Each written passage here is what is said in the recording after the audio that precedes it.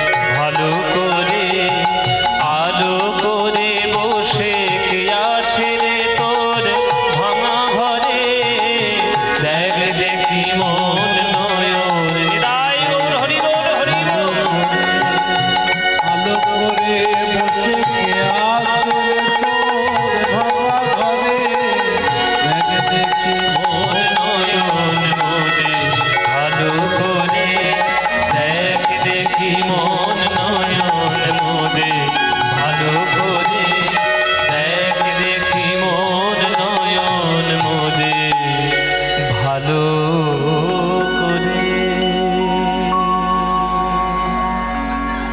এই অপূর্ব গানটি যিনি লিখেছেন তার নাম হচ্ছে রজনীকান্ত সেন।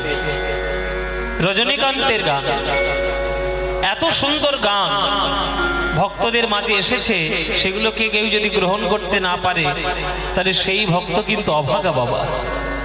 ওই জন্যেই রজনীকান্তের গান, এই গানটি আমি সুন্দর করে রেকর্ড করেছি। আপনারা আমার চ্যানেলটায় দেখবেন, আমার ইউটিউব চ্যানেলটার নাম হচ্ছে পদ্ম পলাশ প্রোডাকশন, ওটা আমার নিজস্ব ইউটিউব চ্যানেল। হ্যাঁ, তো এই পদ্ম পলাশ প্রোডাকশন চ্যানেলটাই যাবেন, গিয়ে দেখবেন এই গানটা সেখানে গাওয়া আছে, এত সুন্দর করে মিউজিক করে সেখানে করা হয়েছে। একবার শুনে দেখবেন রজনীকান্তের গান, কত সুন্দর গান। যেসব গানগুলো মানুষের মুখ বা মানুষের মন থেকে, জীবন থেকে হারিয়ে যাচ্ছে, আমার সবসময় প্রচেষ্টা সেই সব গানগুলোকে টেনে টেনে বার করা, উদ্ধার করে আবার নতুন করে মানুষকে শোনানো। সুতরাং শুনবেন গানগুলো। চলো, যে গৌর ছাড়া আজকের আমাদের কোনো গতি নাই, সেই গৌর হরি আমাদের প্রেম দিয়েছেন, সেই গৌরকে যদি আমরা না ডাকতে পারি তাহলে আমরা অকৃতজ্ঞ হয়ে যাব বাবা। তাই মায়েরা, বাবারা, আজকের হাজার হাজার মানুষজন এখানে এসেছেন, যে যেখানে থাকবেন, যেমন অবস্থায় থাকবেন, যার যখন ইচ্ছা হবে, মনে হবে, প্রাণ ভরে আমার গৌরের নাম গাইবেন। গৌরের নাম বিনা কোনো গতি নাই, কোনো গতি নাই। এই যে সন্ধ্যাবেলায় কীর্তন শুনছেন, সকালবেলায় ঘরে থাকবেন, যখনই থাকবেন আমার গৌরের নাম বলবেন, যেখানে থাকবেন সেখানে। ভজ গৌরাঙ্গ কহ গৌরাঙ্গ লহ গৌরাঙ্গের নাম রে, ভজ গৌরাঙ্গ কহ গৌরাঙ্গ লহ গৌরাঙ্গের নাম রে। ভজ। গানটা আমি হট করে ধরেই ফেললাম, তোমাদের গানটা ভাল লাগে? হ্যাঁ, সত্যি ভাল লাগে? তাহলে যদি বলো তাহলেই গাইবো, নইলে বন্ধ করে দেবো। গাইবো কি গাইবো না? গাইবো বাবা। ও মায়েরা, তোমাদের ভালো লাগে? সত্যি বলছো? সিরিয়ালের দিব্যি, দিব্যি না দিলে, দিব্যি না দিলে কথা শুনবেন না তো। হ্যাঁ, তাহলে গাইবো তো।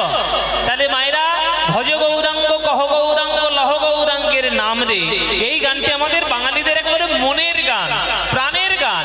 এই গান তোমাদের যাদের যাদের ভালো লাগে না, একবার উলুধ্বনি দাও জোরে।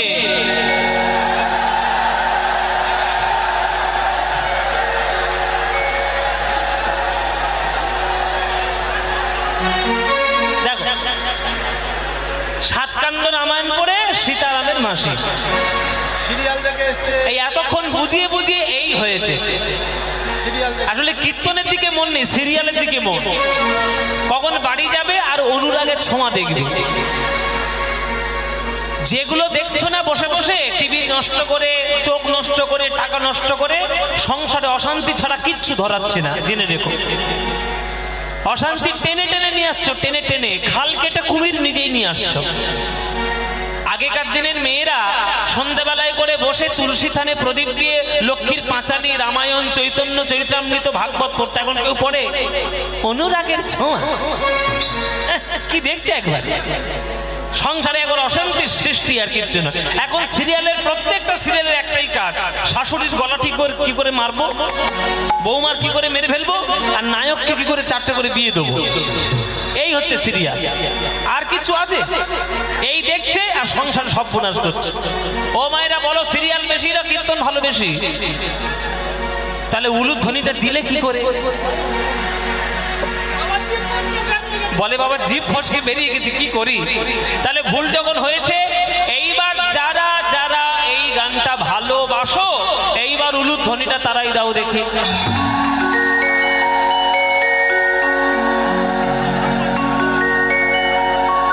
না না, ভালোবাসা।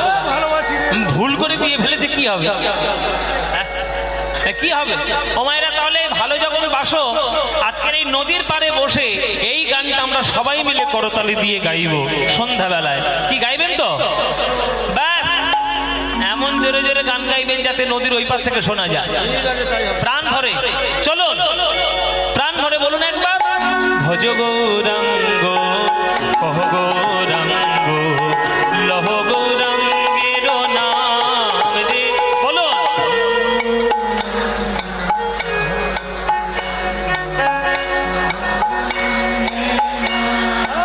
বাহ, এই তো। ভজ গৌরাঙ্গ কহ গৌরাঙ্গ লহ গৌরাঙ্গের নাম রে। বলো, ভজ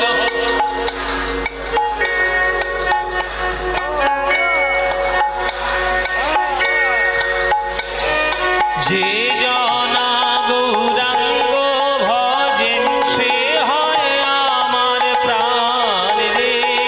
যে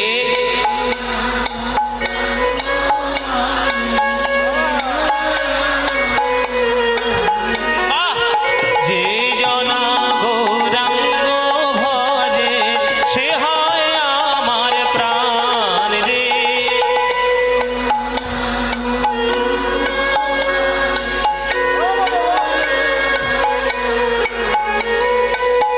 প্রভাত কালে হা গৌরাঙ্গ যে বলে একবার রে। প্রভাত কালে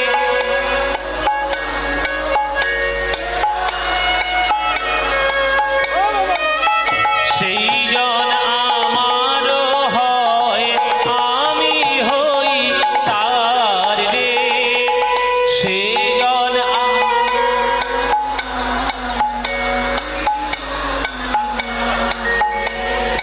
ভজ গো, এবার হাত তুলে সবাই মিলে, ভজ গৌরাঙ্গ কহ গৌরাঙ্গ লহ গৌরাঙ্গের নাম রে। ভজ গৌরাঙ্গ, কহ গৌরাঙ্গ, কহ গৌরাঙ্গের নাম রে। আহা, যে জনা গৌরাঙ্গ ভজে সে হয় আমার প্রাণ। উলুধ্বনি, উলুধ্বনি। এই জনা গৌরাঙ্গ ভজে, রায় আমার প্রাণ রে। ভজ গৌরাঙ্গ কহ গৌরাঙ্গ লহ গৌরাঙ্গের নাম রে। ভজ গৌরাঙ্গ, কহ নিতাই গৌর হরি। ভজ গৌরাঙ্গ, কহ গৌরাঙ্গের নাম রে। বলো, আনন্দ হয়েছে? হয়নি? এই আনন্দ আর কোথাও পাবে? এই আনন্দ পেতে গেলে প্রত্যেক বছর এই মালঞ্চ হরি সবাই কীর্তন শুনতে আসতে হবে। আসবেন তো? ব্যাস, আপনারা সবাই এলে আনন্দ হবেই হবে। শুদ্ধ সংকীর্তনে যে আনন্দ আছে, যতই তোমার কানের ধারে ডিজে বাজাক ওই রকম আনন্দ নাই। এখন আনন্দের জন্য কানের ধারে ঘুপ ঘুপ ঘুপ ঘুপ ঘুপ ঘুপ এইগুলোই উঠেছে। মায়ের কানের ধারেও বাজাচ্ছে, দুর্গা কালী কিচ্ছু মানছে না, সবার কানের ধারে বাজাচ্ছে। করলে হবে না কিছু, প্রাণ ভরে গাইতে হবে হরিনাম, তাছাড়া কোনো উপায় নেই। চলুন, আজকের আপনারা হাজার হাজার ভক্ত এসেছেন। আজকের আমরা যে লীলা, যে কথা আজকে আমরা আস্বাদন করব, সেই কথা মন দিয়ে আজকের শুনবেন। কেননা আজকের এমন একটা দিন, এই রাতটা পেরোলেই আগামীকাল একটা বিশেষ তিথি আমাদের আসবে। আগামীকাল কি হবে? শিবরাত্রি। শিব ঠাকুরের করুণা পেলে ভক্ত কোন স্তরে যেতে পারে, আজকের আমরা লীলা সংকীর্তনের মধ্যে আমরা তাই দেখব।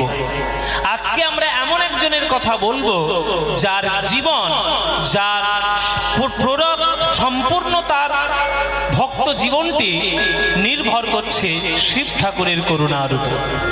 তাই আজকের আমরা আস্বাদন করব, মন দিয়ে শুনবেন। খুব ইম্পর্টেন্ট এবং খুব গুরুত্বপূর্ণ এক ভক্তের কথা আজকে আমরা আস্বাদন করব। বৈষ্ণব পদকর্তাদের মধ্যে তৎকালীন সমাজে আজ থেকে 700 বছর আগে এক শ্রেষ্ঠ কবির কথা, যিনি শিব ঠাকুরের আশীর্বাদে জগতে শ্রেষ্ঠ হয়েছে। আজকে আমরা তার কথা বলবো, আজকে আস্বাদন করব চণ্ডীদাস বিদ্যাপতি রায়ের নাটক গীতি কর্ণামৃতম গীত গোবিন্দম স্বরূপ রামানন্দ সানে মহাপ্রভু রাত্রি দিনে গায়ে শোনে।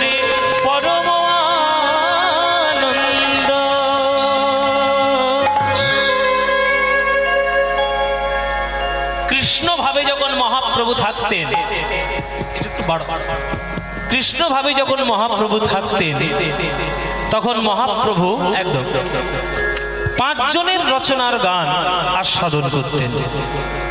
চৈতন্য চরিতামৃতে পরিষ্কার করে লেখা যে 5 জনের পদাবলী মহাপ্রভু নিজে আস্বাদন করতেন, শুনতেন, ভালোবাসতেন।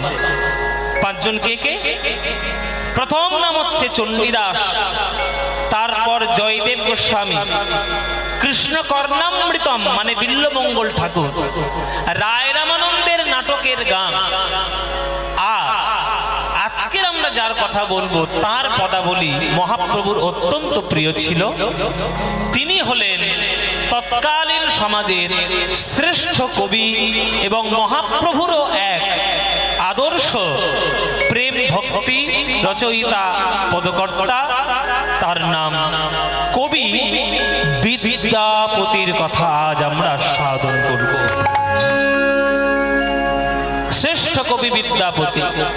এই বিদ্যাপতি তার জীবন যে কত মধুময় জীবন, আপনারা যদি মন দিয়ে শুনতে পারেন এই বিদ্যাপতির জীবনটি, তাহলে বুঝতে পারবেন যে কত শ্রেষ্ঠ কবি তিনি ছিলেন। আর শিব ঠাকুরের করুণা কি করে তার জীবনে এসেছিল সেটাও আজকের আমরা জানবো। যেহেতু আগামীকাল শিবরাত্রি, শিব ঠাকুরের মহিমা আমাদের জানার দরকার। শিব ঠাকুরকে আমরা শুধু জানি যে তিনি নাকি গাঁজা খেয়ে ঘুরে ঘুরে বেড়ান আর গায়ে ছাই ভস্য মাখেন, শ্মশানে মশানে ঘোরেন। এগুলো সাধারণ কথা, এগুলো কিন্তু কোনো শাস্ত্রীয় কোনো কথা নয়। এই যে অনেকে বলেন শিব গাঁজা খায়, এইটা কিন্তু সম্পূর্ণ ভুল। শিবকে আমরাই আমাদের স্বার্থ চরিতার্থ করার জন্য ভগবানগুলোকে আমরা বেছে নিয়েছি, ব্যবহার করি।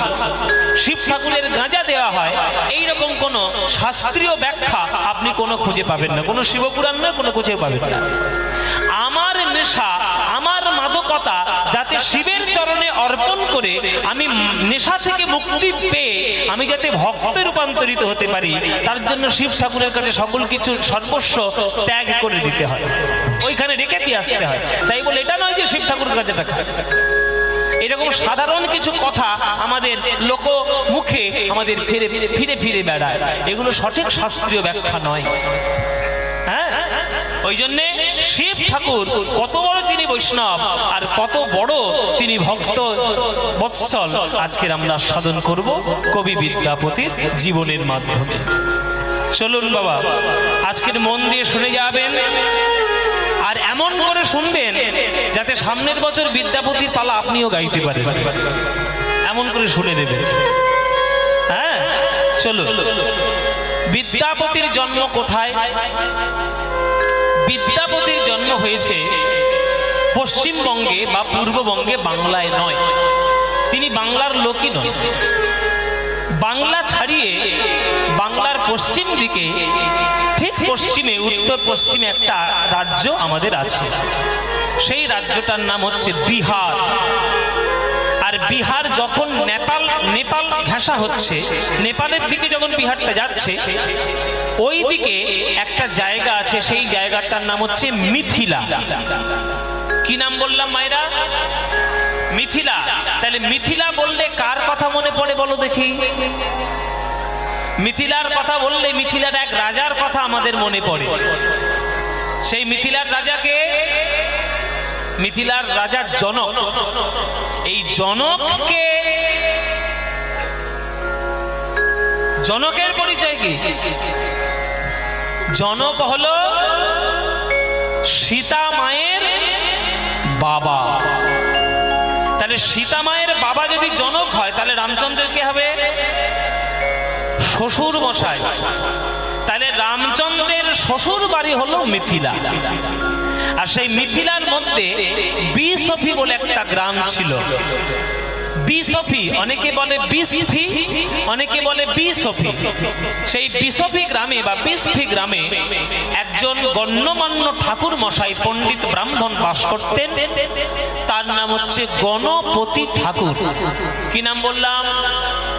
গণপতি ঠাকুর। মায়ের নাম কি? মায়ের নাম জানা যায় না। ইতিহাস এখনো পর্যন্ত বিদ্যাপতির মায়ের নাম বলতে পারেনি। ওই জন্য মায়ের নামটা আমরাও জানি না। যখন রিসার্চ করে জানা যাবে তখন আপনাদের জানিয়ে দেওয়া হবে, কিন্তু এখনো পর্যন্ত বিদ্যাপতির মায়ের নামটা অজানা। কি নাম ছিল সেটা জানা যায় না। আমার কথা যদি বিশ্বাস না হয় আপনারা গুগল করে দেখে নিতে পারেন। ইন্টারনেটে যাবেন, বিদ্যাপতি লিখবেন, বাবার নামটা পাবেন কিন্তু মায়ের নামটা পাবেন না। বাবার নাম হচ্ছে গণপতি ঠাকুর। এই গণপতি ঠাকুর এমন একটা ব্রাহ্মণ যাকে দেখলেই পাড়ার লোকেরা, গ্রামের লোকেরা একেবারে মাথা নিচু করে পাশে দিয়ে চলে যায়। জেনে রাখবেন, মানুষ সব সময় বড় হয় হ্যাঁ বিদ্যা, বুদ্ধি, গুণের জন্য। বলে স্বদেশে পূজ্যতে রাজা, বিদ্বান সর্বত্রে পূজ্যতে। স্বদেশে রাজাই পূজনীয় হয়, কিন্তু যে শিক্ষিত হয়, যে জ্ঞানী হয়, তার জ্ঞান সমাদর কিন্তু চারিদিকেই হয়ে হয়ে বেড়ায়। ওই জন্যে গণপতি ঠাকুরের প্রচন্ড তার নাম। এইবার এই গণপতি ঠাকুরের বাড়িতে জন্মগ্রহণ করেছিল এই কবি বিদ্যাপতি। গ্রামের নাম হচ্ছে বিসফি, আর বাবার নাম হচ্ছে গণপতি ঠাকুর। জায়গার নাম হচ্ছে মিথিলা, বিহারের মধ্যে হ্যাঁ জন্মগ্রহণ করলো।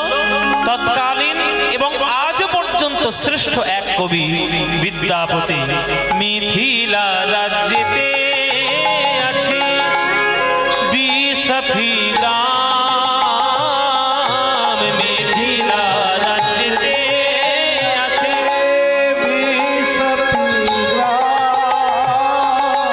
কি অপূর্ব শোভার অতি অনুপম, কি অপূর্ব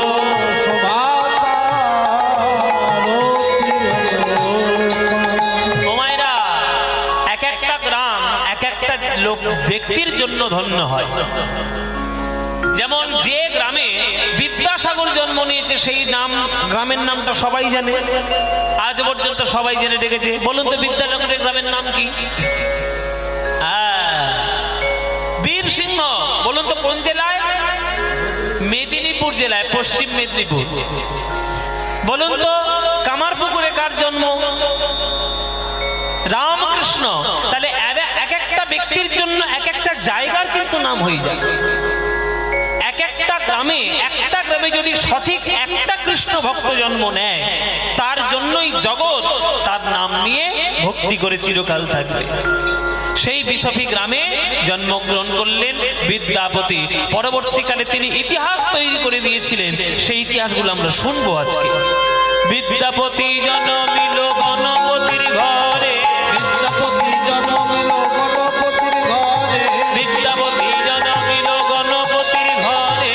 বিদ্যাপতি জন্মিল গণপতির ঘরে। আজ পাড়া প্রতিবেশীর মনে আনন্দ না ধরে, পাড়া প্রতিবেশীর মনে আনন্দ না ধরে, পাড়া প্রতিবেশীর মনে আনন্দ না ধরে। পাড়া প্রতিবেশীর মনে আনন্দ না ধরে। শঙ্খধ্বনি উলুধ্বনি করে নারীগণ, শঙ্খধ্বনি উলুধ্বনি করে নারীগণ, শঙ্খধ্বনি উলুধ্বনি করে নারীগণ, শঙ্খধ্বনি উলুধ্বনি করে নারীগণ। আর বাহু তুলে জয়ধ্বনি দেয় ভক্তগণ। হরি হরি বল। জয়ধ্বনি দেয় ভক্তগণ। আজ আনন্দ আর ধরে না, ধরে না গণপতির ঘরে আজ আনন্দ আর ধরে না। গণপতির ঘরে আজ আনন্দ আর ধরে না। ওই বিদ্যাপতির জন্ম হেরে আনন্দ আর ধরে না। বিদ্যাপতির জন্ম হেরে আনন্দ আর ধরে না। ওই বিদ্যাপতির জন্ম হেরে হরি হরি হরি বলে, বিদ্যাপতির জন্ম হেরে হরি হরি।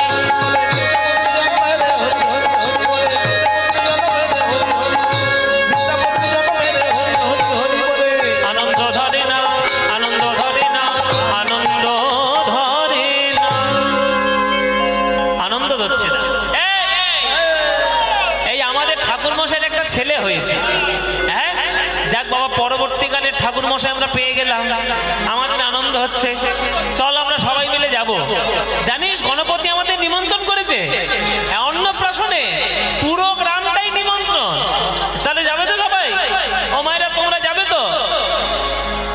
কি করে যাবে? পপকর্ন খেয়ে খেয়ে মুখ ব্যথা হয়ে গেছে, শুধু খেয়েই যাচ্ছে, খেয়েই যাচ্ছে। অন্নপ্রাশনে পপকর্ন কেউ খায় নাকি? এই যে পপকর্ন খেয়ে গো মাগুলো, এদিকে তাকাও। বিদ্যাপতির অন্নপ্রাশন হয়েছে, যাবে তো? ও মায়েরা তোমরা যাবে? তোমাদের এদেশে অন্নপ্রাশন হয়? বলে বাবা অন্নপ্রাশন আর কোথায় না হয়। অন্নপ্রাশনের এখন ইংরেজি নামকরণ হয়েছে রাইস সেরিমনি। Rice ceremony. তো অন্নপ্রাশনের দিনে আমাদের সমাজে সংস্কার আছে যে একটা বড় থালাতে করে ধান, টাকা, তারপরে মাটি, এই সমস্ত কিছু, কলম, বই টই দিয়ে ছেলেটার সামনে দেওয়া হয়। ছেলেটা যেটার দিকে এগিয়ে যাবে সেইটা নাকি বড় হয়ে ছেলেটা হবে, এরকম একটা আমাদের বিশ্বাস আছে। আপনাদের এদিকে হয় ওগুলো? হ্যাঁ বাবা, হয় তো? আচ্ছা বেশ, এটা খুব ভালো কথা। বিদ্যাপতির অন্নপ্রাশনে নিমন্ত্রিত সবাই ছুটে এসছে, সবাই গ্রামের লোক উদ্গ্রীব হয়ে তাকিয়ে আছে বিদ্যাপতি কি ধরে সেইটার জন্য। মায়েরা একটা বড় কাঁসার থালায় করে একদিকে শ্রীমদ্ ভাগবত গ্রন্থ, একদিকে কলম, একদিকে মাটি, একদিকে ধান, একদিকে সোনার টাকা, সমস্ত কিছু সামগ্রী সাজিয়ে বিদ্যাপতির সামনে ধরা হলো। ওই 6 মাসের শিশু কোনটা ধরে এটা দেখার জন্য উদ্গ্রীব হয়ে তাকিয়ে রইল পাড়া প্রতিবেশীগণ। কি ধরছে বাবা? যতবার থালাটিকে সামনের দিকে এগিয়ে দেওয়া হচ্ছে, বিদ্যাপতি ওই শিশু, 6 মাসের শিশুটি টাকা ছুঁইল না, সোনা ছুঁইল না, মাটি ছুঁইল না। যতবার থালাটা এগিয়ে আসছে ততবার বিদ্যাপতি ঝাঁপ দিয়ে পড়ছে শ্রীমদ্ ভাগবতের উপর। যতবার থালাটা আসছে শ্রীমদ্ ভাগবতের উপর ঝাঁপিয়ে পড়ছে বিদ্যাপতি। তিনবার পরীক্ষা করা হলো, 3 বারই ভাগবত থেকেই আঁকড়ে ধরেছে বিদ্যাপতি। তাই দেখে ভক্তদের চোখে জল এসে গেল যে 6 মাসের শিশু যে ভাগবতের উপর ঝাঁপ দিয়ে পড়েছে। ওরে গণপতি, ভাগ্য করে ছেলে পেয়েছিস, এইরকম ছেলে সবার ভাগ্যে হয় না। বিদ্যাকে যে আপন করে নিয়েছে শিশুকাল থেকে, তার নাম আজ থেকে রাখা হলো বিদ্যাপতি। আর কিচ্ছু রাখা যাবে না, বিদ্যাপতি নাম। বিদ্যাপতি নাম হয়ে গেল। বাচ্চাটা বাবার কোলে বসে বসে, বাবার কোলে পারিবারিক সংস্কারে বড় হয়ে উঠছে, শুদ্ধ সংস্কারে। আর এই গণপতি ঠাকুরের পরিবারের দেবতা, পরিবারের ভগবান হলো শিব ঠাকুর, দেবাদি দেব মহাদেব। ধীরে ধীরে বিদ্যাপতির বয়স 5 বছর হলো। এই বিদ্যাপতির বয়স 5 হলো যেই, অমনি বাবাকে বলছে, বাবা সবাই কত সুন্দর করে খেলাধুলো করে, আমার খেলাধুলো খুব ভালো লাগে না বাবা, তুমি আমাকে পড়াবে না বাবা? 5 বছরের ছেলে, খেলায় মন নেই, পড়ায় তার মন। যে হবে বাবা সে প্রথম থেকেই হবে, আর যে হবার নয় সারা জীবন ঘষলেও তার হবে না। ওই জন্যই বলে যার হয় তার 4 হয়, যার হয় না তার 4 লক্ষই কোনোদিন হবে না। বিদ্যাপতি ছোট্টবেলা থেকেই পড়াশোনায় অত্যন্ত পাগল, অত্যন্ত তার নেশা। ধীরে ধীরে ধীরে ধীরে আশেপাশের যত পণ্ডিত ছিল সবার কাছ থেকে পড়াশোনা করলো বিদ্যাপতি। ধীরে ধীরে 12 বছর যখন বয়স হলো, এই 12 বছর হতে না হতে বিদ্যাপতি 12 বছর বয়সেই শাস্ত্রে মহাপণ্ডিত হয়ে উঠল। বাবা একদিন পুজো করছে তার মন্দিরে, শিবলিঙ্গে জল ঢালছেন, দুধ ঢালছেন, হলুদ ঢালছেন, যেটা শিব ঠাকুরের পুজো করার নিয়ম সেই বিধি দিয়ে সে পুজো করছে। তখন আমাদের বিদ্যাপতি বলছে, বাবা এই যে তুমি কালো পাথরটির উপর তুমি দুধ দিচ্ছ, জল দিচ্ছ, নানান কিছু দ্রব্য সামগ্রী দিচ্ছ, এই পাথরটা কি? তখন গণপতি ঠাকুর বলছে, বাবা তুই এত পড়াশোনা করেছিস, তোর এই পাথরটা কি তোকে তোকে বলতে হবে? জেনে রাখ বিশ্ব ব্রহ্মাণ্ডে যত বৈষ্ণব রয়েছে সর্বশ্রেষ্ঠ বৈষ্ণব হলো দেবাদি দেব মহাদেব। নিম্নগানাং যথা গঙ্গাদেব মামুচ্যতে যথা বিষ্ণুবানাং যথা শম্ভো পুরাণানাং বিদং তথা। নদীদের মধ্যে যেমন গঙ্গা শ্রেষ্ঠ, দেবতাদের মধ্যে বিষ্ণু শ্রেষ্ঠ, শাস্ত্রের মধ্যে যেমন শ্রীমদ্ ভাগবত শ্রেষ্ঠ, তেমনি বৈষ্ণবদের মধ্যে শিব ঠাকুর হলো শ্রেষ্ঠ। বৈষ্ণবদের মধ্যে শিব ঠাকুর হলো শ্রেষ্ঠ। সেই শিব ঠাকুরের পুজো আমাদের বংশ পরম্পরা ক্রমে চলে আসছে। তাই শিব ঠাকুরের করুণা পাওয়াই হলো তোর জীবনের মূল লক্ষ্য। যা বাবা, আজ থেকে তোর জীবনের ধর্ম কর্ম লক্ষ্য থাকবে শিব ঠাকুরের পুজো করা। কেমন? বেশ বাবা, তাহলে আমি শিব ঠাকুরের করুণা আমি কি করে পাবো? করুণা করুণা কি করে পাবি? করুণা পেতে গেলে সব থেকে কাছে যে আছে তার কাছে আগে যেতে হবে। সব থেকে কাছে কে আছে বাবা? বলে শোন, এই আমাদের বিশপি গ্রামের কাছাকাছি এমন এক নদী বয়ে চলেছে যিনি শিব ঠাকুরের জটার থেকে সরাসরি প্রবাহিতা হয়ে জগতে এসেছে। তিনি কে? তিনি হলেন মা সুরধুনী গঙ্গা। এই গঙ্গা, তার চরণে তোমাকে যেতে হবে, তার চরণেই তোমায় পুজো করতে হবে। আগে গঙ্গার করুণা যদি পেতে পারো তাহলে তুমি শিব ঠাকুরের করুণা অনায়াসে পেয়ে যাবে।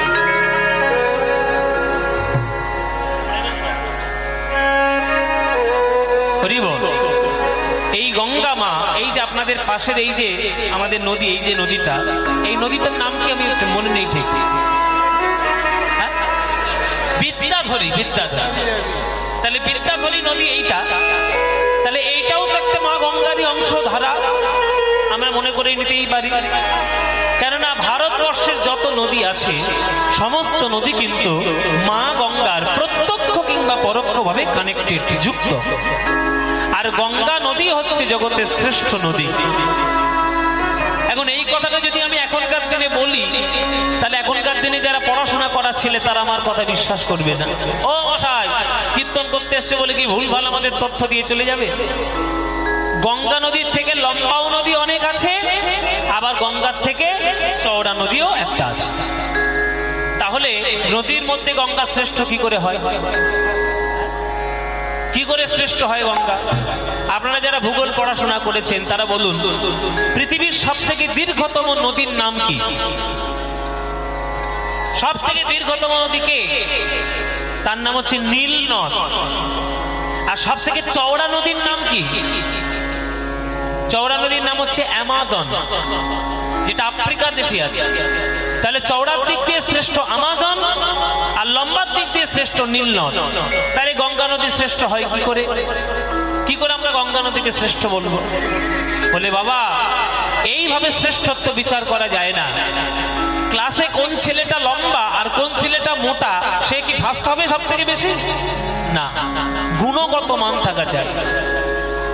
নীল নদ দীর্ঘতম নদী হতে পারে, অ্যামাজন চওড়া সব থেকে শ্রেষ্ঠ হতে পারে, কিন্তু এই নদীগুলো কোনোটাই ভগবান শ্রীবিষ্ণুর চরণ থেকে উৎপত্তি হতে পারেনি।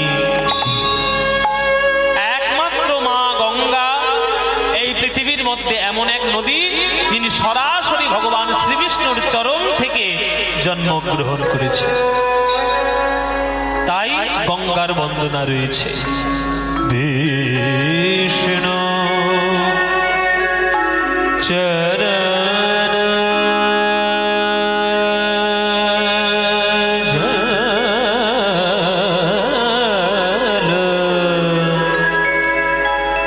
ব্রহ্মা কমণ্ডল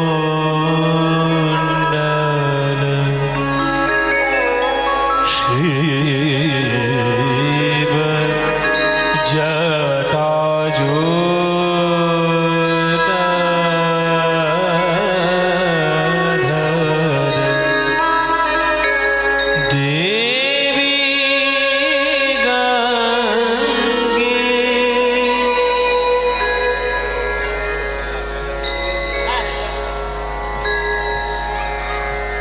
আপনারা এই যে গানটা শুনলেন বা যে গানের সুরটা শুনছেন, এই গানটা কার তৈরি জানেন? এই গানটা তৈরি করেছে ভারতবর্ষের শ্রেষ্ঠ গায়ক তানসেন। তানসেনের গান।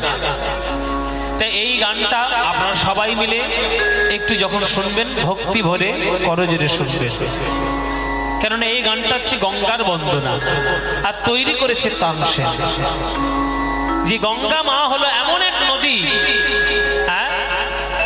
রাগ কি রাগের উপরে বলে দেবো, যখন গানটা গাইবো তখন বলবো।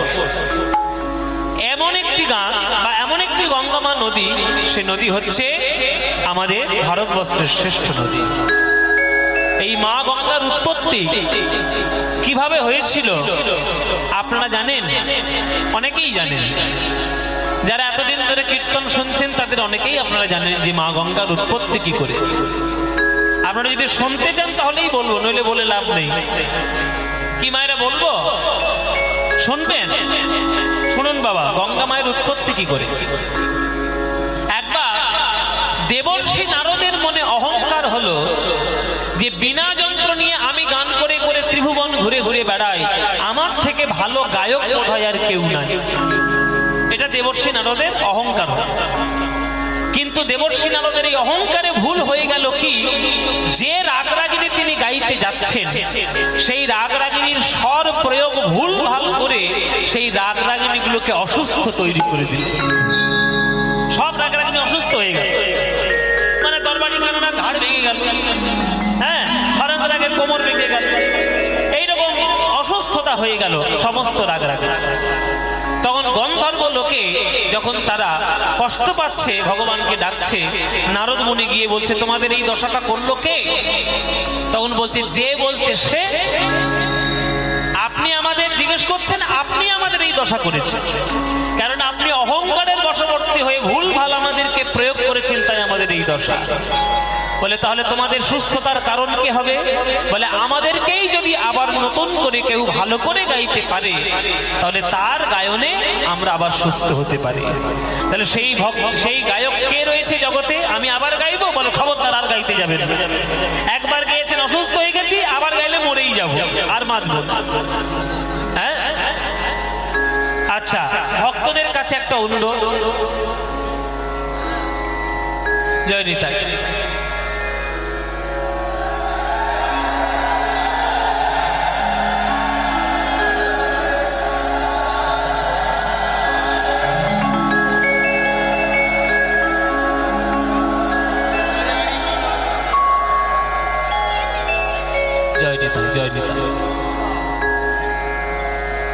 এই এত বড় আসর মালঞ্চ হরিসভা, আজকের হাজার হাজার ভক্ত গাড়ি, বাইক, সাইকেল, টোটো, ট্রেকার, অটো, যে যেটাতে পেরেছে ছুটে এসেছে চারিদিকে। আর এত বড় ধর্মসভা, এত বড় কীর্তনের আসর, এত সুন্দর অনুষ্ঠান আমি 3-4 বছর আগে এসেছিলাম, কিন্তু এই বছর এসে আমি আরো খুশি হয়েছি। কারণ এই বছরের যারা কমিটির মধ্যে রয়েছে তারা এতটাই তৎপর হয়েছে এবং এতটাই তারা উদ্গ্রীব হয়েছে সঠিকভাবে, এত সুন্দর তারা মেনটেন করে কীর্তন করাচ্ছে। এই কমিটির প্রত্যেকটি সদস্য আমার খুব প্রিয়। আপনাদের এত সুন্দর প্রতিষ্ঠা, এত সুন্দর অনুষ্ঠান হয়। আর আমার এক খুব প্রিয় ভক্ত আমার এই সামনে বসে আছে, আমাদের জয়দেব বাবু। এই জয়দেব বাবু ইনি আমাদেরকে খুব ভালোবাসেন। হ্যাঁ, এনার বাড়িতে আমরা মাঝে মাঝে আসি, যখন এই রাস্তা দিয়ে ঘুরে ঘুরে মানে হঠাৎ করে গেলাম তখন এই বাড়িতে আসি। এই জয়দেব বাবু আমাকে খুব ভালোবাসেন। হ্যাঁ, গান শোনার জন্য একবারে সামনেই বসেছেন। আপনারা ওনাকে আশীর্বাদ করবেন, কৃষ্ণ পদে যেন ওনার ভক্তি হয়, কৃষ্ণ পদে যেন মতি হয়। আর আপনারা প্রাণ ভরে এই কমিটিকে আশীর্বাদ করবেন, হাজার হাজার বছর ধরে আমাদের সনাতন সংস্কৃতি এবং হিন্দু সংস্কৃতির এই যে কীর্তন ধারা তারা যেন বয়ে নিয়ে যেতে পারে। তাই আমার এই কর্তৃপক্ষের মাতৃবৃন্দগণ আজকে আপনাদের চরণ প্রান্তে আপনাদের কাছে যাবে। একটা মাকে এই আসরে আসতে বলুন, যে কোনো একটা মাকে, যে কোনো একজন আপনারা আসরে আসুন। একজন, যারা ভিক্ষা করবেন, যারা ভক্তদের কাছে যাবেন, আপনারা একজন আসরে আসুন। আপনাদের চরণ প্রান্তে ভিক্ষার আঁচল নিয়ে এরা যাবে।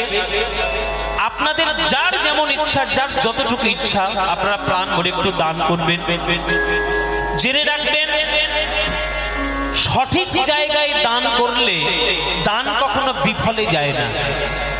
অর্থই আপনার কাছে অমৃত হতে পারে, অর্থই আপনার কাছে বিষও হতে পারে।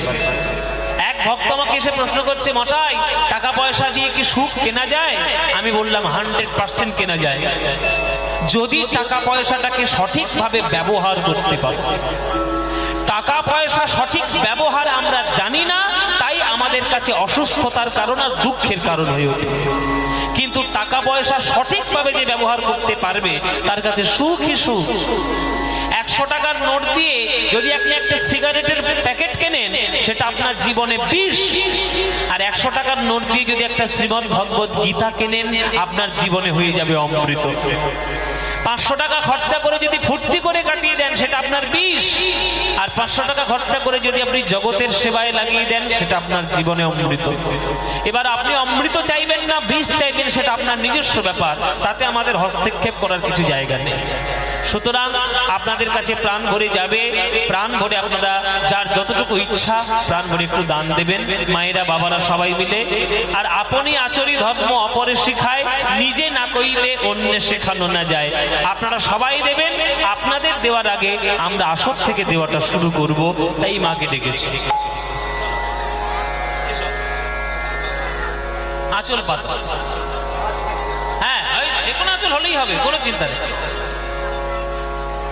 এই যে মায়েরা আজকে সবার কাছে যাবে, প্রাণ ভরে ভিক্ষা করবে, আপনাদের যার যতটুকু সামর্থ্য দেবেন, তার থেকে আমাদের এই আসর থেকে, স্টেজ থেকে দেওয়াটা শুরু হয়ে গেল।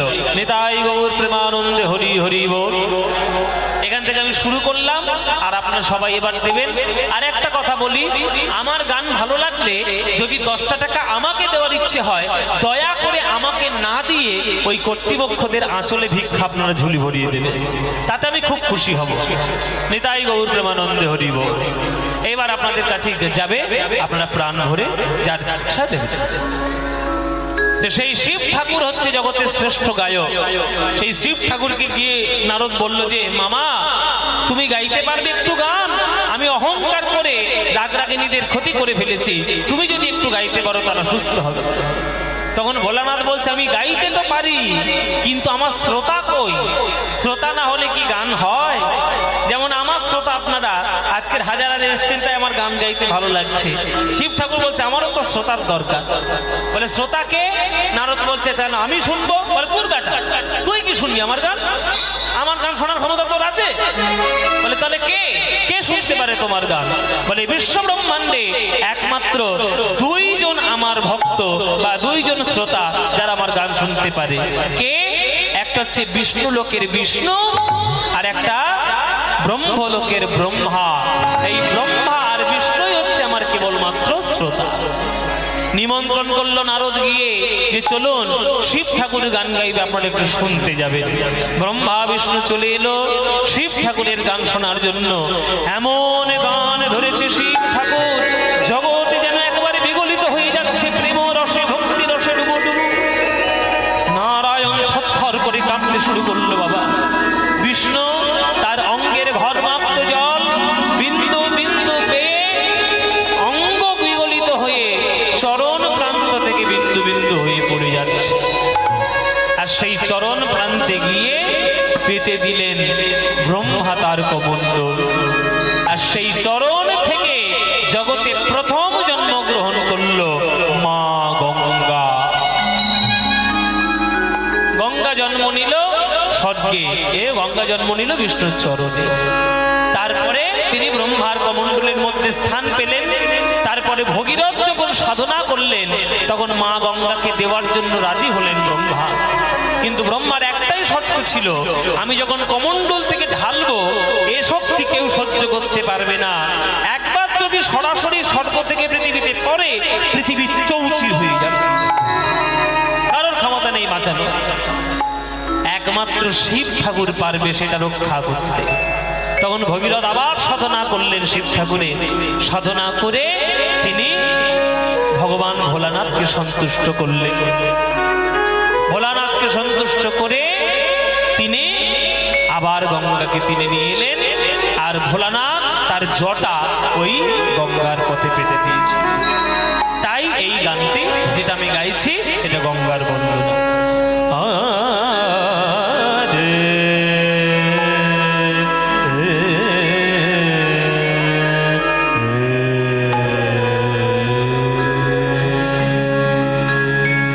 কানাড়া অঙ্গের গান না, দরবারি বললে আবার অন্য গাছতে হয়ে যাবে, শুধু কানাড়া অঙ্গ দিয়ে এই গানটি করা আছে। বিষ্ণু চরণ জল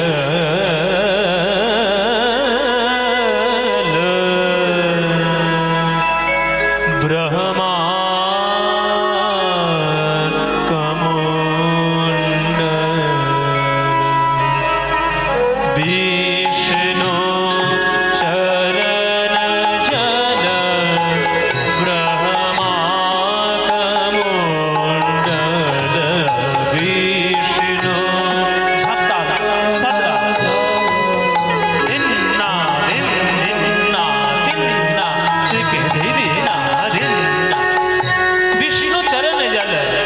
সুরটা শুনবেন, বিষ্ণু চরণ জল ব্রহ্মা কমণ্ডল বিষ্ণু চরণ জল ব্রহ্মা কমণ্ডল শিব জটাজুট দেবী গঙ্গে বিষ্ণু চরণ জল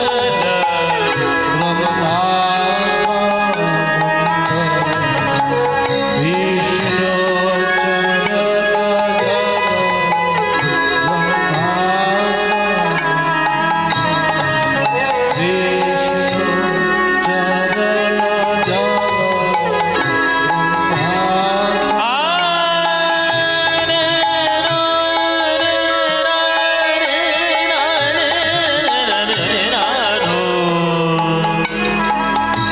चरण जल विष्णु चरण जल ब्रह्मा कमण्डल पाने सा मा मा पा गा गा गा गा गा गा गा मा मा मा रे रे रे सा रे रे सा रे पाने रे पा मा पा गा गा मा मा रे सा विष्णु चरण मा मा पा गा गा गा मा पा नी पाने रे पा मा पा सा रे सा पा पाने सा मा गा मा रे रे सा सा रे सा पाने सा मा पा नी गा मा पा गा गा मा रे रे रे सा विष्णु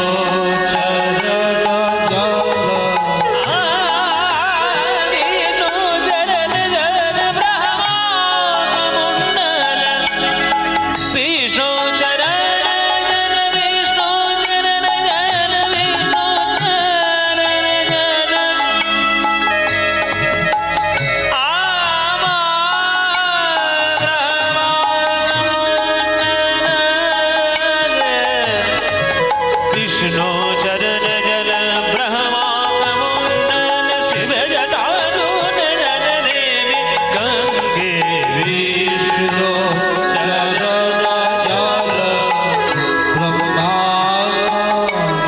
मामा पा नि नि पा मामा पा गा गा मा पा नि नि नि नि नि नि पा नि सा मा गा गा मा मा रे रे सा रे ने सा पा नि सा मा गा मा गा मा गा मा गा मा पा मा पा मा पा गा गा गा मा मा रे सा रे ने सा नि पा मा पा गा गा मा रे विष्णु चरण जल विष्णु चरण जल ब्रह्मा कमण्डल शिव जटाजूट जल देवी गंगे विष्णु चरण ब्रह्मा कमण्डल विष्णु विष्णु विष्णु चरण जल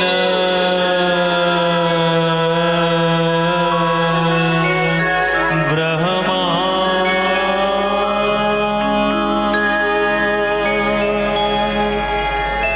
তাই বাবা গঙ্গার বন্দনা তোমায় আগে করতে হবে। গঙ্গার মহিমা শুনে আজ বিদ্যাপতি বয়সে 12 বর্ষীয় বালক, মনের মধ্যে তার ভক্তির জন্ম হলো গঙ্গার প্রতি। বাবা, তুমি যখন বললে বিষ্ণুর চরণ থেকে জন্ম নিয়েছে মা গঙ্গা, আমি যতক্ষণ না তার জলে স্নান করব আমার মন শান্তি নেই বাবা, আমি যাচ্ছি গঙ্গার জলে স্নান করতে। বাবা, ওই বাচ্চা বয়সে, শিশু বয়সে চলল আজ বিদ্যাপতি গঙ্গা মাকে পরিক্রমা করে তার জলে স্নান করবে বলে। দেখুন, কোন তীর্থের তীরে গিয়ে সেই তীর্থের চারিদিকটা একটু ঘোরা, এটা একটা আমাদের শাস্ত্রীয় বিধান অনুসারে অনেক বড় পুণ্যের কাজ। ওই জন্য মন্দিরকে প্রদক্ষিণ করতে হয়। প্রদক্ষিণ, হ্যাঁ, পুরোটাই বেষ্টন করলে কৃপাকে পরিপূর্ণরূপে পাওয়া যায়, এটা আমাদের বিশ্বাস। এই গঙ্গার তীরে এসেছি আজ বিদ্যাপতি, কুলু কুলু শব্দে বয়ে যাচ্ছে মা গঙ্গা। গঙ্গার এই কুলু কুলু ধারা দেখে আজ বিদ্যাপতির নয়ন থেকে জল পড়ছে বিন্দু বিন্দু।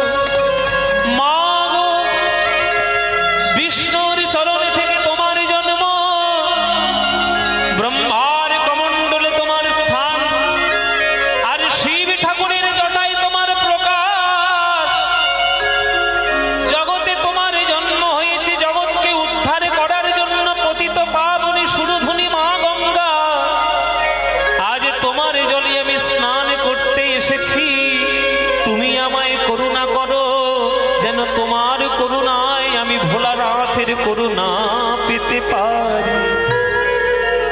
ওই 12 বছর বয়সে গঙ্গার তীরে বসে জীবনের প্রথম গান রচনা করল বিদ্যাপতি। জীবনের প্রথম গান, সেই গানটা আপনাদের শোনাবো, গঙ্গার বন্দনা, বিদ্যাপতির লেখা গঙ্গার বন্দনা। কিরকম শোনো। বড় সুখ সাवन आवल तुआ तीरे, बड़ सुख सावन आवल तुआ तीरे, बड़ सुख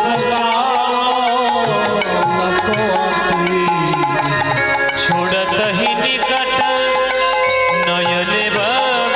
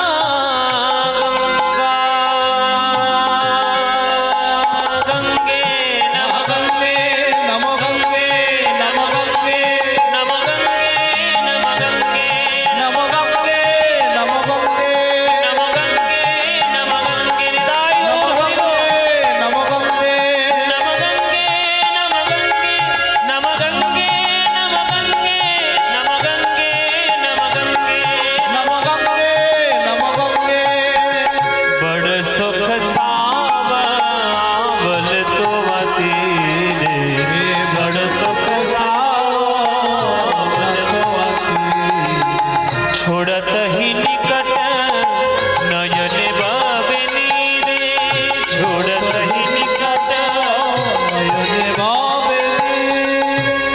হরি বল। আমি যে গানগুলো গাইছি এগুলো তোমরা কি বুঝতে পারছো?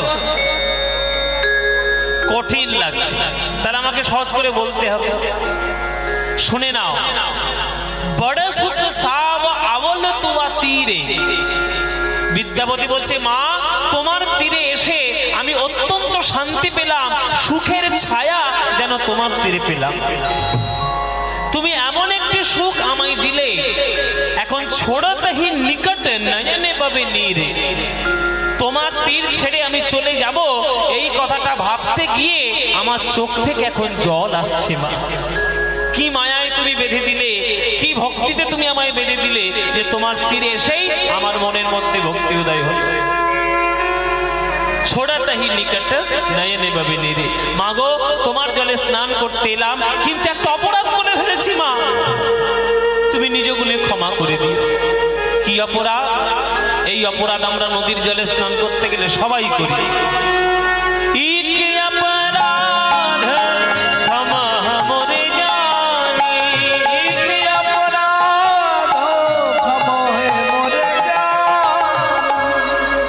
আপনারা জানেন সেই অপরাধটা কি? গঙ্গার জলে স্নান করতে গেলে সেই যে অপরাধ আমাদের সবার হয়। কি অপরাধ বাবা?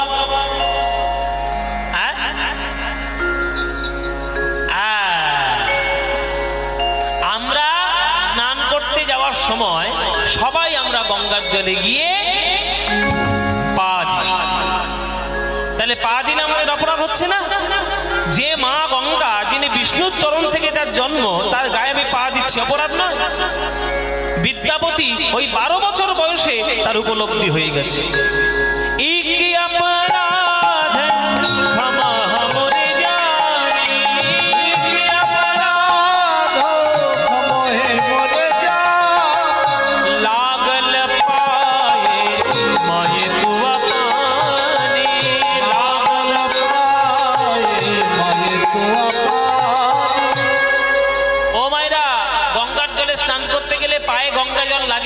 এমন কে আছে হাত তোলো দেখি? কে এমন আছে হাত তোলো? কে হাত তুলতে পারবে? তোমার পায়ে গঙ্গা জল লাগে না, তবে হাত তুলছো কেন? আমি বলেছি যার লাগে না সে হাত তোলো। তাহলে আমাদের সবার পায়ে গঙ্গা জল লেগে যায়। তাহলে এই অপরাধ থেকে মুক্তি পাওয়ার উপায় কি? আমার কাছে সে উপায়টা জানা আছে, যদি আপনারা বলেন তাহলে বলতে পারি। বলবো? সবাই গঙ্গার জলে স্নান করতে যাবেন। গঙ্গার জলে পাটা দেওয়ার আগে জলটা আগে নেবেন হাতে করে, মাথায় ছড়া দেবেন। আর মাথায় ছড়া দেওয়ার সময় একটা মন্ত্র বলতে হয়, সেই মন্ত্রটাও আমাদের জেনে নেওয়া উচিত। সেই মন্ত্রটা কি মায়েরা? যদি বলি মুখস্থ করে নিতে পারবে কি মায়েরা? পারবে? তাহলে বলবো। তাহলে হাত জোরে করো সবাই, সবাই হাত জোরে করে বসো, সবাই করে জোরে বলো। আমি যেমন যেমন বলছি আমার সঙ্গে সঙ্গে বলো। ও কেউ বলছে না, শোনা যায়নি। ও নমঃ সত্যপাতক संहंत्री सत्य दुख विनाशिनी सुखदा मोक्षदा गंगा गंगैव परमागतिम। মনে থাকবে?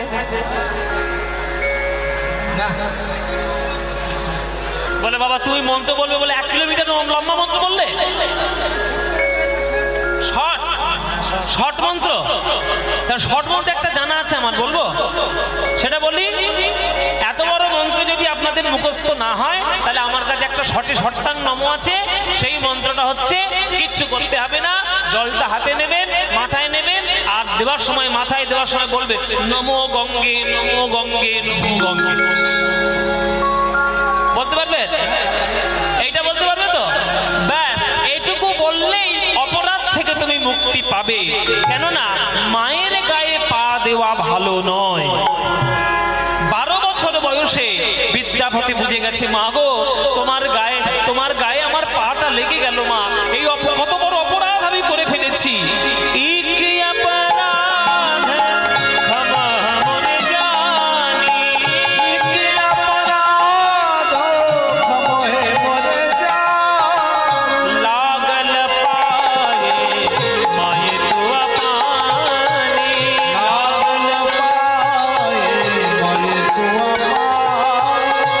करीब जप तप जोग धिया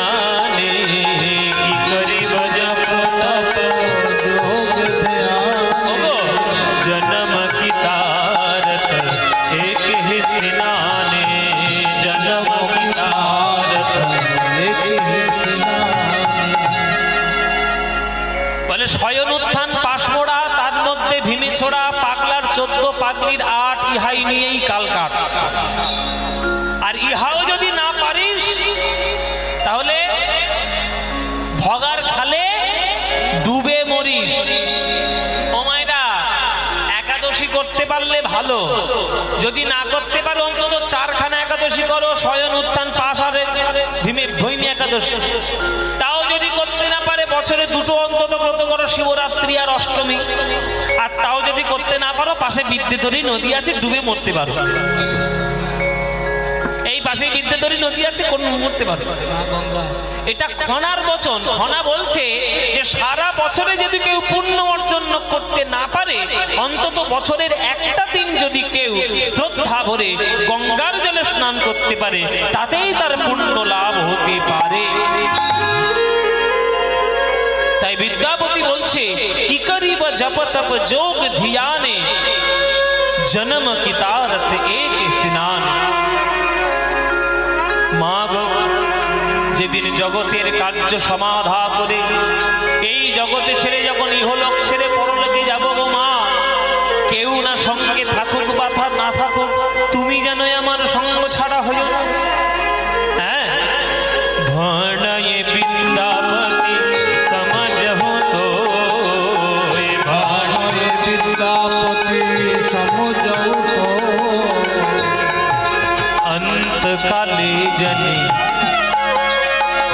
अंतकाले जने बिसरी है मोहे, अंतकाले जने বিসরি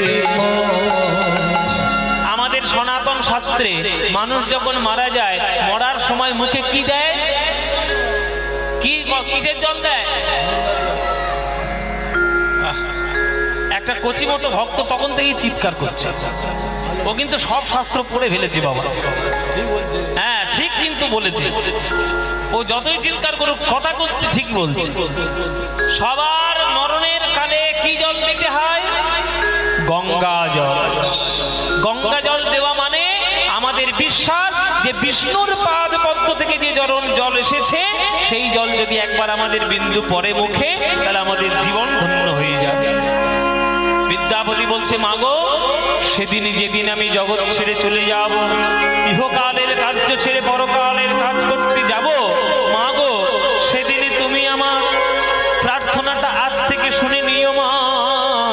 আমায় সেদিন চরণ ছাড়া করো না, চরণ ছাড়া করো না, সেদিন চরণ ছাড়া করো না, চরণ ছাড়া করো না, যেদিন জগৎ ছেড়ে চলে যাব, চরণ ছাড়া করো না, যেদিন জগৎ ছেড়ে চলে যাব, চরণ ছাড়া করো না, যেদিন জগৎ ছেড়ে চলে যাব, মুখে হরি হরি হরি বলে, জগৎ ছেড়ে চলে যাব, হরি হরি হরি বলে, জগৎ ছেড়ে চলে যাব, হরি হরি হরি বলে, জগৎ ছেড়ে চলে যাব, চরণ ছাড়া করো না, চরণ ছাড়া করো না, ভণয় বিদ্যাপতি সমঝো তো, ভণয় বিদ্যাপতি সমঝো তো, अंतकाले जने बिसरि है मोहे, অন্তকালে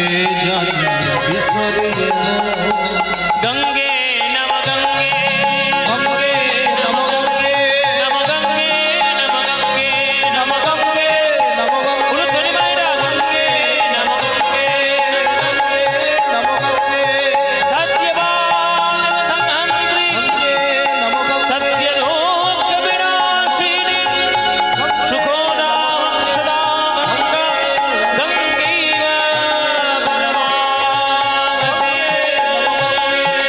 गंगे नम गंगे नम गंगे नम गंगे नम गंगे नम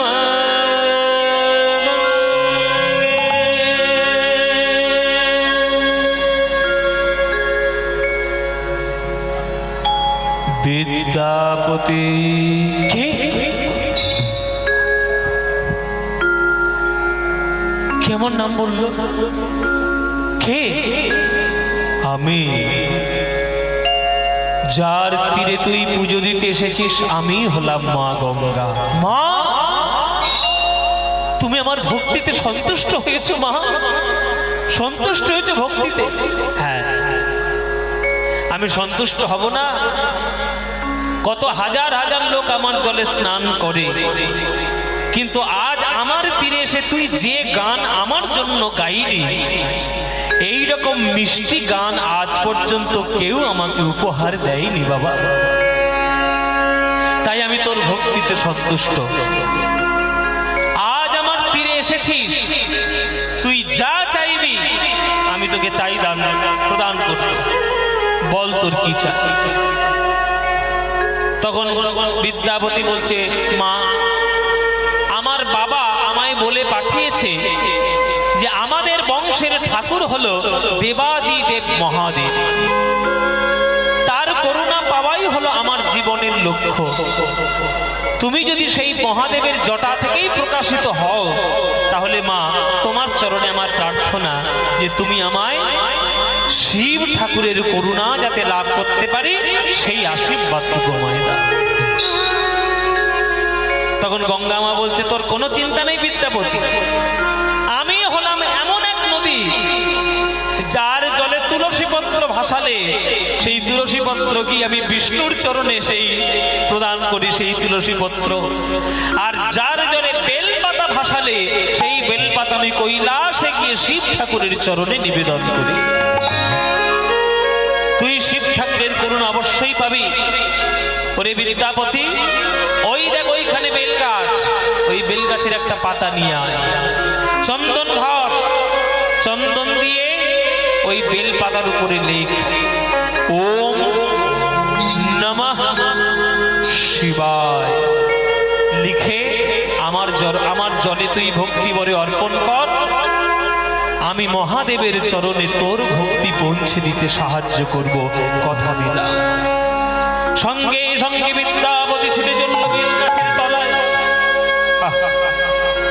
কি ভক্তি বাবা, কি সুন্দর! আমার বলতে গিয়েই আমার গা কাঁটা দিচ্ছে। বিদ্যাপতি চলেছে বেল গাছের তলায় একটা বেল পাতা তুলবে বলে।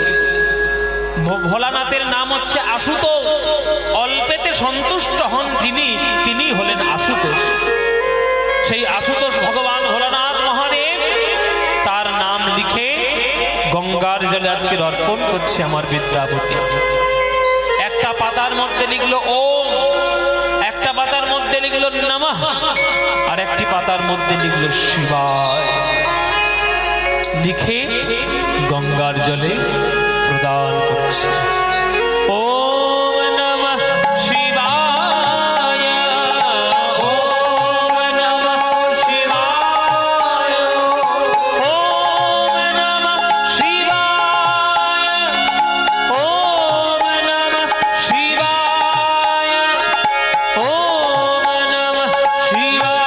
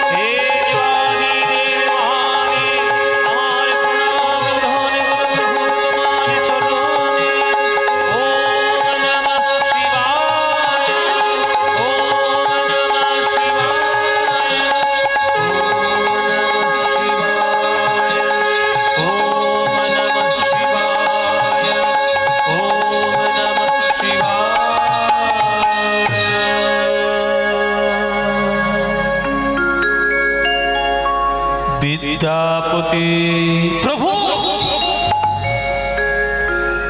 প্রভু, আপনি এত তাড়াতাড়ি সন্তুষ্ট হয়েছেন আমার ভক্তিতে? সন্তুষ্ট হব না বাবা? নয়ন জলে ভিজানো চন্দন জল বেলপাতার উপরে আমার নাম লিখে তুই গঙ্গার জলেই অর্পণ করেছিস।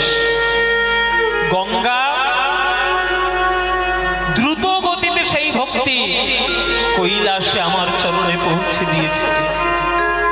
যার অন্তরে এত তীব্র ভক্তি, সে যদি আমার করুণা না পায় তাহলে আর কে পাবে বাবা?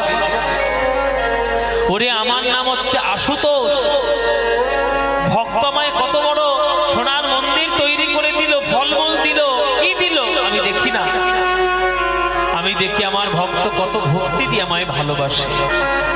তাই একটা বেলপাতা দিলেই আমি সন্তুষ্ট হয়ে যাই। আর তুই বেলপাতাতে আমার নাম লিখে গঙ্গার জলে দিয়েছিস, আমি তো সন্তুষ্ট হবই বাবা। বল বাবা, এই গঙ্গার তীরে আমি তোকে আশীর্বাদ দেবো। বল তোর জীবনে কি চাই, তুই যা চাইবি আজকের আমি তাই তোকে প্রদান করব। তখন বিদ্যাপতি বলছে, প্রভু আপনার চরণ ছাড়া আমার যে চাওয়ার কিছু নেই। আমার বাবা বলেছে যে আপনি হলেন আমার আমার বংশের কুল দেবতা ভগবান। আপনার কৃপা পেলেই আমার জীবন ধন্য। এবার আপনার যখন কৃপা পেয়ে গেছি, আর আমার কি চাই? আর আমার কিচ্ছু চাই না প্রভু। তবে হ্যাঁ, আপনি যদি মনে করেন যে আপনার দর্শন করার পরেও আরো কিছু বেঁচে আছে জগতে যেটা দামি জিনিস, সেইটা আপনি আমায় প্রদান করুন। যে কোনটা পেলে আমার মঙ্গল হবে সেইটা আপনি আমায় দিন। বল বাবা, দায়িত্ব দিয়ে দিল কার উপর? ওই দেবাদিদেব মহাদেবের উপর। ঘুরে পেলে দেবার খেলা ঘুরে গেছে। ভোলানাথ মনে মনে ভাবে যে বাবা দেখতে ছোট্ট মতো হলে কি হবে, মাথায় বুদ্ধিটা সাংঘাতিক আছে। হ্যাঁ, আমি বলছি তোর কি দরকার তুই বল। ও আমায় ঘুরিয়ে বলছে আপনার যেটা ভালো মনে হয় সেইটাই আপনি দিন। এখন এটাই তো গন্ডগোলের বাবা। এই যে মালঞ্চ এত বড় বাজার, এত বড় বাজারে নিশ্চয়ই একটা ভালো কাপড়ের দোকান নিশ্চয়ই আছে। হ্যাঁ, বড় বড় দোকান আছে। ও মায়েরা, তোমরা কাপড় কিনতে যাও তো? কাপড় কিনতে গিয়ে তুমি যদি দোকানদারকে বলো যে দোকানদার তোমার দোকানের সব থেকে ভালো কোনটা কাপড় সেইটা আমাকে দাও, তখন দোকানদারের মাথা খারাপ হয়ে যাবে, পুরো দোকানটা তুলে ফেলবে, তবু ভালো কাপড় আর খুঁজে পাবে না। তেমনি বিদ্যাপতি বলছে যে আপনার দেখার দরকার আমার ছিল, আমার হয়ে গেছে। এইবার আপনি কোনটা আমায় দেবে বলে মনে করছেন সেটাই আপনি আমায় দেবেন। তখন বলছে বেশ, শোন বাবা বিদ্যাপতি, এমন একটা জিনিস এই জগতে রয়েছে যেটা সবার থেকে সেরা। কোনটা?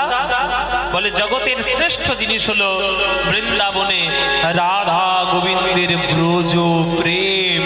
রাধা গোবিন্দের ব্রজ প্রেম লাভ করলে হৃদয়ের সর্ব কামনা বাসনা পূর্ণ। কিন্তু বাবা, রাধা কৃষ্ণের প্রেম দেওয়ায় আমার একটু সমস্যা আছে। বলে আপনার আবার সমস্যা? বলে হ্যাঁ বাবা, আমার সমস্যা আছে। কারণ আমি যতই দেবাদিত মহাদেব হই না কেন, আমি তো সংসারী মানুষ, বউ ছেলে নিয়ে আমাকেও ঘর করতে হয়। আর সংসারী মানুষ যারা হবে তারা ভালো করেই বুঝবেন যে কর্তা যতই হম্বিতম্বি করুক না কেন, একজনের কাছে ঠিক জব্দ। ও মায়েরা, কার কাছে জব্দ? হ্যাঁ, গিন্নির কাছে সব জব্দ। জব্দ নয়। এখানে যাদের বিয়ে হয়ে গেছে, যাদের হব হব করছে, ভালো করে জেনে নিও, যতই কর্তাগিরি ফলাও আর যতই হম্বিতম্বি করো, বউয়ের কাছে সব জব্দ। শিব ঠাকুর বলছে বাবা, আমি দেবাদিদেব মহাদেব ঠিক কথা, তবে প্রেম আমি তোকে দিতে পারবো না। ওই প্রেমটা যার কাছে আছে সেটা হলো তোর মা। ওই মার কাছে গিয়ে তুই একটু উপাসনা কর, দেবী দুর্গার আরাধনা কর। আরাধনা যদি করতে পারিস তাহলে দেবী দুর্গার করুণায় তুই সেই ব্রজ প্রেম লাভ করতে পারবি।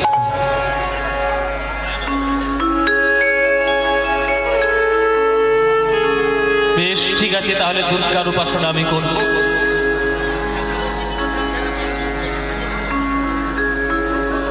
আচ্ছা, একাদশীর প্রসাদ যারা পেতে চান, যারা একাদশী করেছেন, একাদশীর প্রসাদ যারা পেতে চান, কুপন সংগ্রহ করে আপনারা রাধা গোবিন্দ মন্দিরের কাছে পাশে আপনারা চলে যাবেন।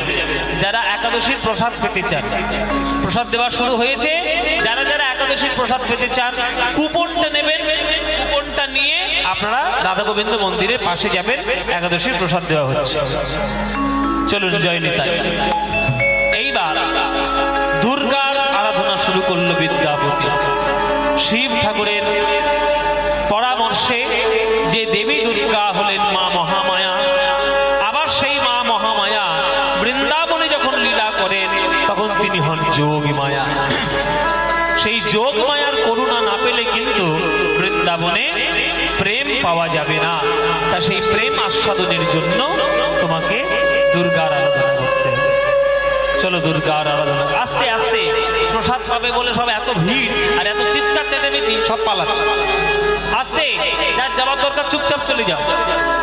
কারোর যদি গান শোনাটা প্রয়োজন না হয়, যদি প্রসাদটাই মূল প্রয়োজন হয়, চুপচাপ প্রসাদের কাছে চলে যাবে রাধা গোবিন্দের মন্দিরের পাশে, চিৎকার করবে না।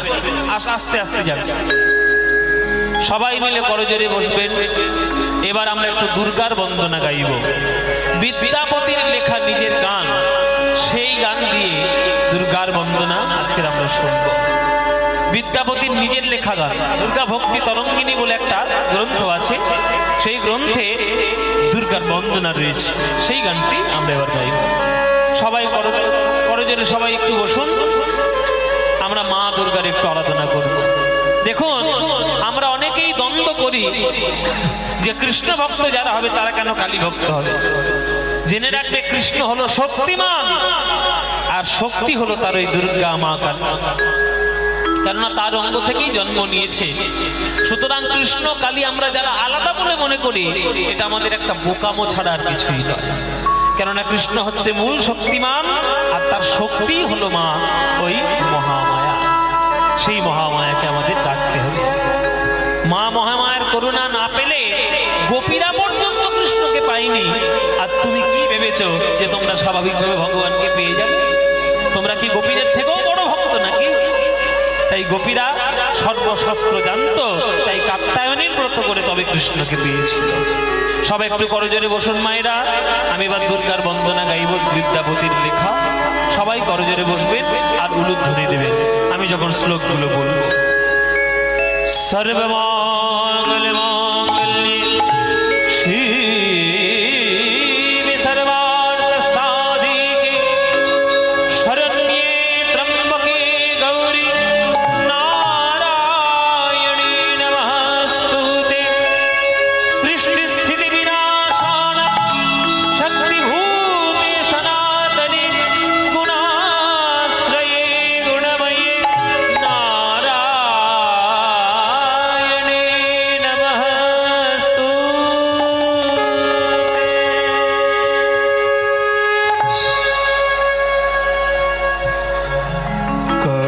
কনকভূধর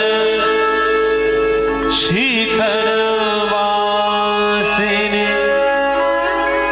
চন্দ্রিকা চারুহাসিনী। টরি রাগ, টরি রাগের উপরে কি অপূর্ব দুর্গা বন্দনা। এসব গান আমি গাইছি বটে, আপনারা যদি না মন দিয়ে শুনতে পারেন, আপনারা যে কি লস করছেন আপনারা বুঝতে পারছেন। একেবারে খোদ পদাবলী এবং বিদ্যাপতির লেখা যে সব গান, সেই গানগুলোই আপনাদের শোনাচ্ছি। কনকভূধর শিখরবাসিনী চন্দ্রিকা চারুহাসিনী। কনকভূধর শিখরবাসিনী চন্দ্রিকা চারুহাসিনী। দর্শন কোটি বিকাশ বঙ্কিম তুলিত চন্দ্রকলে।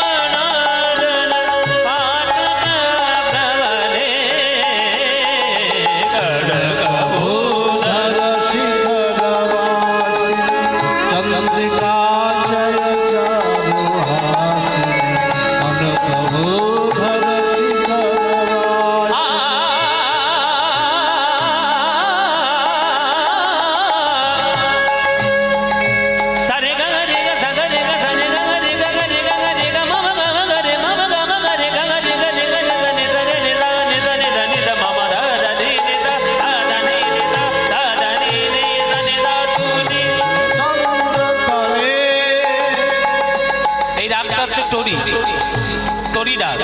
রাত জাগা দুটি চোখ যেন দুটি কবিতা লিখেছিলে মনের খাতায়, অশ্রু ঝরানো লিপিকায়।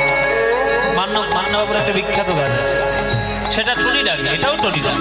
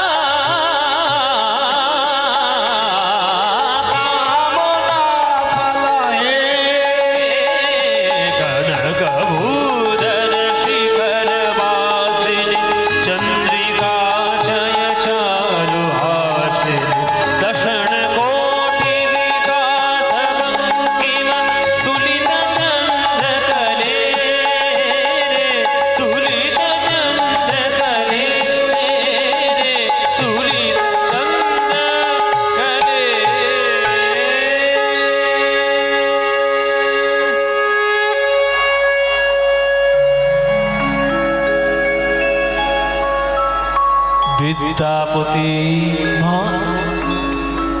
তুমিও আমায় দেখা দিলে মা।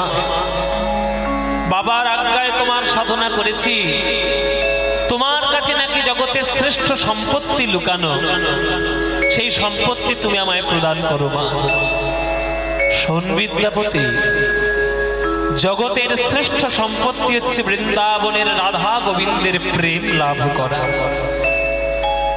প্রেম যদি লাভ করতে না পারিস জগতে কিছুই হবে না। আর আমার স্বামী যখন তোকে বলে দিয়েছে, আশ্বস্ত করেছে, আমাকে তো প্রেম দিতেই হবে। আজ আমি তোকে প্রাণ ঢালা আশীর্বাদ দিলাম বাবা। শোন, আমার আশীর্বাদে তুই বিশ্ব ব্রহ্মাণ্ডে যতদিন থাকবে সর্বশ্রেষ্ঠ পদকর্তা রূপে তোর নাম চিরস্মরণীয় হয়ে তুই ভক্তদের কাছে থাকবি।